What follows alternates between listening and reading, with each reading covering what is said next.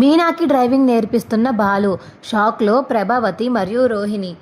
ఇంకా ఇదంతా ఎలా జరగబోతుందో తెలుసుకోవాలనుకుంటే తప్పకుండా మా ఛానల్ని సబ్స్క్రైబ్ చేసుకుని మా వీడియోని ఒక లైక్ చేసి మా వీడియోని షేర్ చేయండి. ఇక డబ్బో వచ్చిందండి చెక్ ఇవ్వడానికి, కార్ నేర్పించి నేర్చుకోవడానికి చెక్ ఇవ్వడానికి వచ్చింది. ఇంతకుముందు చిల్లర డబ్బులు ఇచ్చేది, ఇప్పుడు చెక్లో రాసేస్తుంది. బాగా ఎక్కువైంది దీనికి అని ప్రభావతి అంటే ఏంటి ఏం మాట్లాడుతున్నావే నువ్వు? మీనా ఏం చేస్తుందని? ఇప్పుడు మీనా ఇంతకుముందు సైకిల్ తొక్కేది, ఆ తర్వాత బండి మీద పూలు అమ్మింది, ఇప్పుడు కావాలంటే కార్ వేసుకుని కూడా వెళ్ళి అమ్ముతుంది. నీకేంటి? నీకు సైకిల్ తొక్కడం వచ్చా? నీకు అది కూడా రానప్పుడు మూసుకుని ఉండు అని సత్యం చెప్పేసరికి ఇక ప్రభావతికి ముఖం మాడిపోయి అలా చూస్తూ ఉంటుంది. ఇక ప్రభావతి అయితే మీనా అయితే ఏమండి ఇదిగోండి ఫస్ట్ ఫీజు ఎంత చెప్పండి, నేను చెక్లో రాసిస్తాను, మీరు ఇచ్చిన చెక్లోనే రాసిస్తాను అని చెప్పేసి ఇక మీనా అయితే బాలు ఫీజు చెప్పడంతో అందులో మనీ రాసి ఇక సంతకం పెట్టి వాళ్ళ మావయ్య చేత ఇక బాలుకైతే ఇప్పిస్తుంది మీనా. అది చూసి ఇక చాలా సంతోషంగా ఉందమ్మా, జంట అంటే మీదే, చాలా అన్యోన్యంగా ఇద్దరికిద్దరు సపోర్ట్ చేసుకుంటూ భలే ఉంటారు మీరు, ఏ దిష్టి తగలకూడదు అని చెప్పేసి సత్యం అంటే తగలక వీళ్ళకే దిష్టి తగలాలి, నా తగిలితే గిగిలితే ఇదిగో మనోజ్కి రోహిణికి తగులుతుంది, కానీ వీడికి ఎందుకు తగులుతుంది? వీడేమన్నా పెద్ద డబ్బున్న మనిషా, బిజినెస్ మ్యానా?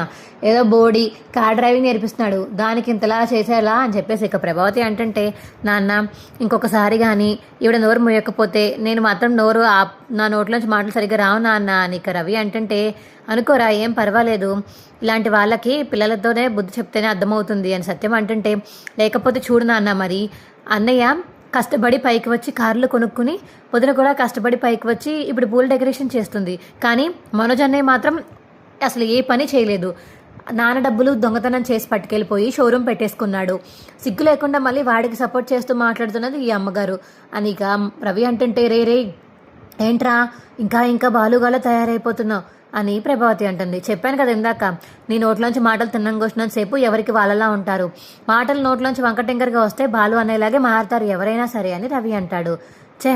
వీడు అందరికీ పూనేసినట్టున్నాడు అని ఇక ప్రభావతి అయితే సైలెంట్గా ఉంటుంది. రే ఏంట్రా వెళ్ళు, మీనాకి కార్ నేర్పించు వెళ్ళు అని చెప్పేసి ఇక సత్యం చెప్పేసరికి అది కార్ నేర్చుకుంటే మరి ఇంట్లో వంట ఎవడు చేస్తాడు అని ప్రభావతి అడుగుతుంటే వాటికి మీరు చెయ్యండి అత్తయ్య, లేకపోతే కార్ డ్రైవింగ్ చేసి వచ్చాక అప్పుడు దాన్ని బట్టి నేను డ్రైవింగ్ చేస్తాను, డ్రైవింగ్ చేసి వచ్చి అప్పుడు వండుతాను, అప్పటిదాకా ఆగండి, లేకపోతే మీరు వండుకోండి అని ఇక బాలు మీనా అయితే బయటికి వెళ్ళిపోతారు. భలే చెప్పింది నా కోడలు అని ఇక సత్యం అనేసి పైకి అయితే వెళ్ళిపోతాడు. ఏంటత్తయ్య మీరేమీ అనకుండా అలా వదిలేశారు? మీరు ఇంకా చూడకుండా వదిలేస్తే ఇంకా రెచ్చరేగిపోయేలా ఉంది, మీనాని చూస్తుంటే భయం వేస్తుంది అత్తయ్య నాకు అని ఇక రోహిణి అంటే నాకు అలానే ఉందమ్మా, ఏం చేస్తాము, నీ మావయ్య గారి అంట బాలుగాడి అంట చూసుకుని బాగా రెచ్చిపోతుంది, చెప్తాను దీని సంగతి అని ఇక ప్రభావతి అంటే ఏం చేసిందా ఆంటీ? మీనా ఏమన్నా మిమ్మల్ని మోసం చేసిందా, లేకపోతే మీ దగ్గర నుంచి లక్షలు కొట్టేసిందా? 1,00,000 రూపాయలు దొంగతనం చేశారని మీనా వాళ్ళ తమ్ముడని మీనాని ఎంత హింస పెట్టారు మీరు, కానీ 40 లక్షలు మింగేశారు వీరిద్దరూ కలిసి, కానీ వీళ్ళని ఏం చేశారు మీరు? ఏమీ చేయలేదు, మళ్ళీ మామూలుగానే హ్యాపీగా మాట్లాడేస్తూ వాళ్ళతో తిరిగేస్తున్నారు. అది మీ బుద్ధి, మీకు మీనా బాలు అంటే ఇష్టం ఉండదు, వాళ్ళదైతే మీరు చూడలేరు కాబట్టి ఆ కుల్లి. అదే మనోజ్ మరియు రోహిణి పెట్టుకుని ఉంటే ఇలా కార్లు ఏమన్నా ఎంత పొగిడేసారు వాళ్ళు మీరు. బాలు ఒకవేళ మావయ్య గారు డబ్బులు పట్టుకొని పారిపోయి ఉంటే ఎంతలా అనుమానించే వాళ్ళు మీరు బాలుని. ఇవన్నీ తెలియకుండా మీరు బాగానే మాట్లాడుతున్నారా ఆంటీ వీళ్ళతోటి? చిచ్చి, నేనైతే వీళ్ళతో అసలు మాట్లాడేదాన్నే కాదు, ఒక అత్తలా ఉంటుంటే అని చెప్పేసి ఇక శృతి అనేసి అక్కడి నుంచి వెళ్ళిపోతుంది. అమ్మో, శృతి ఏంటి ఇంత పెద్ద ఫిట్టింగ్ పెట్టింది, నాకు అత్తయ్యకి మధ్యలో ఏమైనా పెడుతుందా ఏంటి ఫిట్టింగ్ అని ఇక రోహిణి అయితే మనసులో అనుకుంటుంది.